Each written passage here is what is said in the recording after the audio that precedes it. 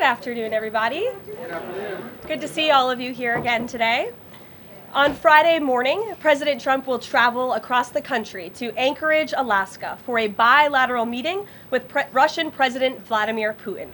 The brutal war between Russia and Ukraine broke out under Joe Biden's incompetent leadership, but President Trump is determined to try and end this war and stop the killing.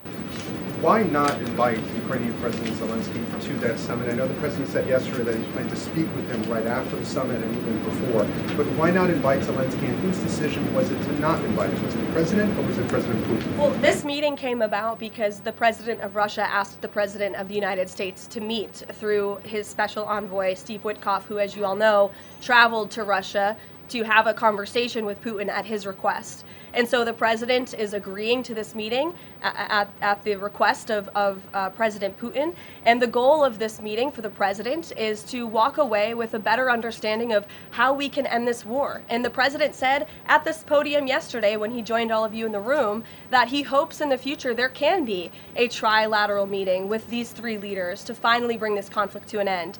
But this administration has really used every lever, has taken every measure to achieve peace through a diplomatic solution. And I think the president of the United States getting in the room with the president of Russia, sitting face to face rather than speaking over the telephone, will give this president the best indication of how to end this war and where this is headed.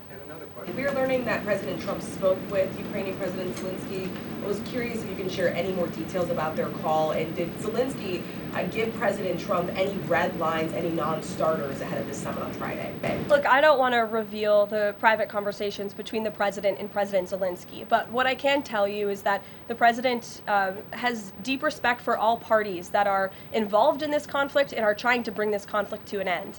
After Special Envoy Witkoff returned from his meeting with President Putin in Russia, his first phone call was to President Trump.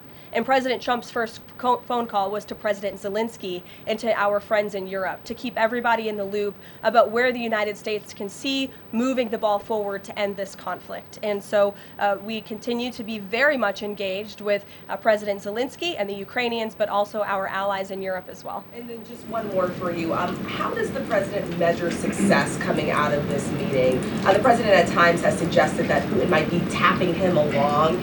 Is he prepared to walk out of this meeting if he senses that Putin is not serious about ending this war? I think I just answered that question for you and what the goal and the expectation of the meeting is. And I won't jump ahead of any hypotheticals, and I'll leave it to the president to speak to all of you after the meeting, which I'm very confident he will. Steve. Is he optimistic that a deal will emerge from this meeting, or is he simply going to listen?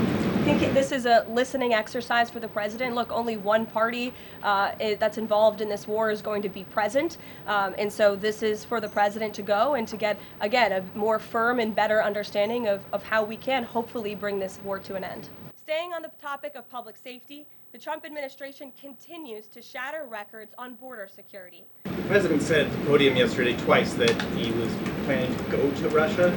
Was that a verbal slip-up, or does he actually plan to go to Russia? Perhaps there are plans in the future to travel to Russia, and on Friday the president will be meeting with the Russian President Vladimir Putin in Alaska, as you know.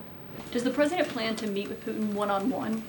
Yes, that's part of the plan. And as for the other mechanics and logistics, I will let our team speak to that when they're ironed out. Problem that so many have talked about, and the president is actually... If you like this video, then like, share and subscribe to Mirror Now.